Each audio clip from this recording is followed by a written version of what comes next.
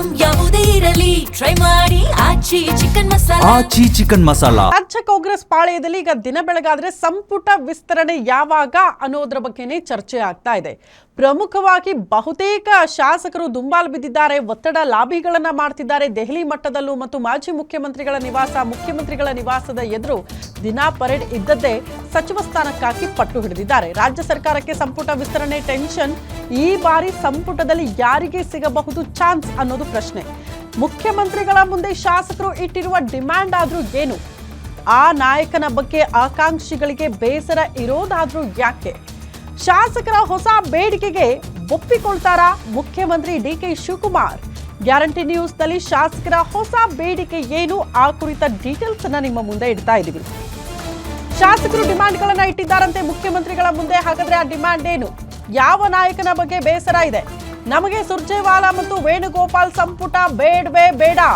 DK Shivakumar, Kharge ಹಾಗೂ ಸಿದ್ದರಾಮಯ್ಯನವರ ಸಂಪುಟ ಬೇಕು ಅಂತ ಶಾಸಕರು ಕೇಳಿಕೊಂಡಿದ್ದಾರಂತೆ. ಮುಖ್ಯಮಂತ್ರಿ ಡಿಕೆ ಶಿವಕುಮಾರ್ ಬಳಿ ಶಾಸಕರು ಹೊಸ ಡಿಮ್ಯಾಂಡ್ ಇಟ್ಟಿದ್ದಾರೆ. ಮಾಜಿ ಮುಖ್ಯಮಂತ್ರಿ ಸಿದ್ದರಾಮಯ್ಯ, ಮಲ್ಲಿಕಾರ್ಜುನ ಖರ್ಗೆ ಅವರ ಬಳಿ ಶಾಸಕರು ಹಿಂಗೆ ಮನವಿ ಮಾಡಿಕೊಂಡಿದ್ದಾರೆ. ನೀವು ಕೊಡೋ ಲಿಸ್ಟ್ ಬೇರೆ, ಅವರು ಫೈನಲ್ ಮಾಡೋದೇ ಬೇರೆ. ನೀವು ಕೊಟ್ಟ ಮೊದಲ ಪಟ್ಟಿಯಲ್ಲೂ ಕೂಡ ಅದೇ ರೀತಿ ಆಗಿ ಹೋಗಿದೆ ಅಂತ ಬೇಸರ ಹೊರ ಹಾಕಿದ್ದಾರೆ ಶಾಸಕರು. ಈ ಬಾರಿ ನೀವು ಕೊಟ್ಟ ಪಟ್ಟಿಯೇ ಫೈನಲ್ ಆಗಬೇಕು ಅಂತ ಶಾಸಕರು ಕೇಳ್ಕೊಂಡಿದ್ದಾರಂತೆ. ಮುಖ್ಯಮಂತ್ರಿಗಳು ಮತ್ತು ಮಾಜಿ ಮುಖ್ಯಮಂತ್ರಿ ಸಿದ್ದರಾಮಯ್ಯ, ಎಐಸಿಸಿ ಅಧ್ಯಕ್ಷ ಮಲ್ಲಿಕಾರ್ಜುನ ಖರ್ಗೆ ಅವರ ಬಳಿ ಇದೇ ಮನವಿ ಹೋಗಿದೆ.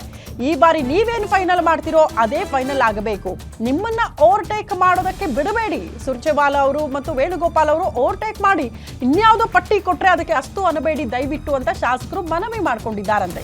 ಸಿದ್ದರಾಮಯ್ಯನವರ ಬಣ ಮತ್ತು ಡಿಕೆ ಶಿವಕುಮಾರ್ ಅವರ ಬಣ ಪ್ರತ್ಯೇಕವಾಗಿ ಇದೇ ವಿಚಾರಕ್ಕೆ ಸಂಬಂಧಪಟ್ಟಂತೆ ಮನವಿ ಮಾಡಿಕೊಂಡಿದ್ದಾರೆ ಅನ್ನೋದ್ರ ಬಗ್ಗೆ ಡೀಟೇಲ್ ಸಿಗ್ತಾ ಇದೆ.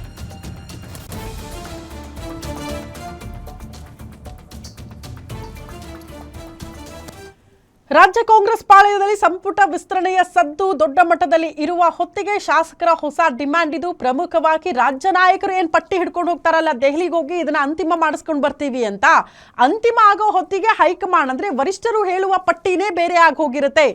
ನೀವು ಶಿಫಾರಸ್ ಮಾಡಿರುವಂತ ಹೆಸರುಗಳು ಯಾವುದು ಕೂಡ ಪಟ್ಟಿಯಲ್ಲಿ ಇರೋದೇ ಇಲ್ಲ. ಬಟ್ ಈ ಬಾರಿ ಹಂಗಾಗಬಾರ್ದು ಅಂತ ಮೊದಲ ಪಟ್ಟಿಯಲ್ಲೂ ಕೂಡ ನೀವೇನ್ ಹೇಳಿದ್ರೋ ಆ ಹೆಸರುಗಳು ಫೈನಲ್ ಆಗಿಲ್ಲ. ಅದ್ ನಮ್ಗೆ ಗೊತ್ತಿರೋ ವಿಚಾರ.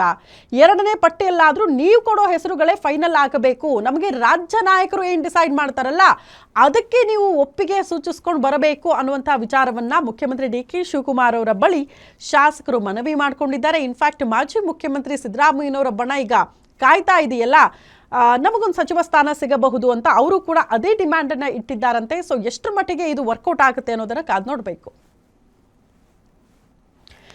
ಈ ಬಗ್ಗೆ ಮತ್ತಷ್ಟು ಡೀಟೇಲ್ಸ್ ಅನ್ನ ಕೊಡ್ತಾ ಹೋಗ್ತಾರೆ political bureau head Maruti Pavagada ನೇರ ಸಂಪರ್ಕದಲ್ಲಿ ಜಾಯಿನ್ ಆಗ್ತಿದ್ದಾರೆ. ಮಾರುತಿ, ರಾಜ್ಯ ನಾಯಕರು ಪಟ್ಟಿ ಹಿಡ್ಕೊಂಡು ಹೋಗ್ತಾನೆ ಇರ್ತಾರೆ ದೆಹಲಿಗೆ, ಬಟ್ ಆ ಪಟ್ಟಿ ಫೈನಲ್ ಆಗಿರೋದೇ ಇಲ್ಲ. ವರಿಷ್ಠರೇ ಬೇರೆ ಪಟ್ಟಿ ಕೊಟ್ಟು ಕಳಿಸ್ತಾರೆ ಅಂತ ಆಗಾಗ ಕೇಳ್ತಾ ಇದ್ವಿ. ಬಟ್ ಈ ಬಾರಿ ಶಾಸಕರ ಬೇಡಿಕೆ ಹಿಂಗಿರೋದ್ರಿಂದ ಏನಾದರೂ ವರ್ಕೌಟ್ ಆಗಬಹುದಾ? ಎಷ್ಟು ಮಟ್ಟಿಗೆ ಸೀರಿಯಸ್ ಆಗಿ ತೆಗೆದುಕೊಂಡಿದ್ದಾರೆ ಮುಖ್ಯಮಂತ್ರಿಗಳು ಈ ವಿಚಾರವನ್ನ ಅಂತ?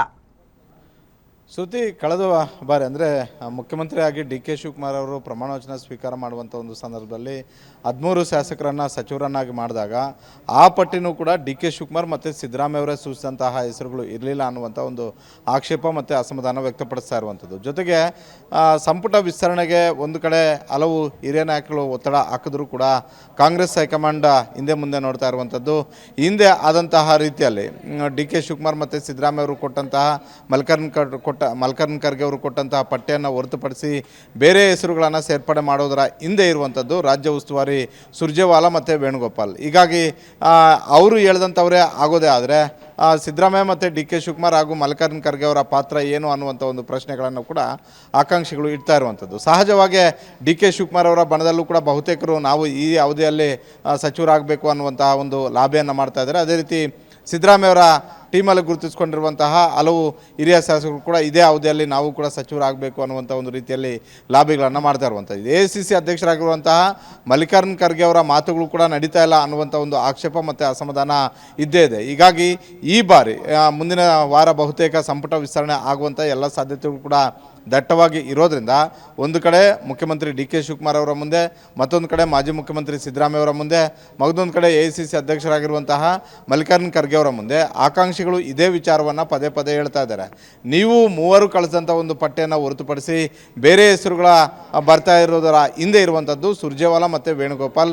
ಹೀಗಾಗಿ ಮುಂದೆ ಆ ರೀತಿ ಆಗಬಾರ್ದು. ರಾಜ್ಯ ಸಚಿವ ಸಂಪುಟ ಸುರ್ಜೇವಾಲಾನೋ ವೇಣುಗೋಪಾಲ್ ಅವರು ನಿಯಂತ್ರಣದಲ್ಲಿ ಇರಬಾರ್ದು, ಇಲ್ಲಿನ ನಾಯಕತ್ವದ ನಿಯಂತ್ರಣದಲ್ಲಿ ಇರಬೇಕು. ಹೀಗಾಗಿ DK ಶಿವಕುಮಾರ್, ಸಿದ್ದರಾಮಯ್ಯ ಮತ್ತು ಮಲ್ಲಿಕಾರ್ಜುನ ಖರ್ಗೆ ಅವರು ಒಪ್ಪದಂಥವರೇ ಸಚಿವರು ಆಗಬೇಕು ಅನ್ನುವಂಥ ಒಂದು ಪಟ್ಟನ್ನು ಹಿಡಿದಿದ್ದಾರೆ. ಶ್ರುತಿ.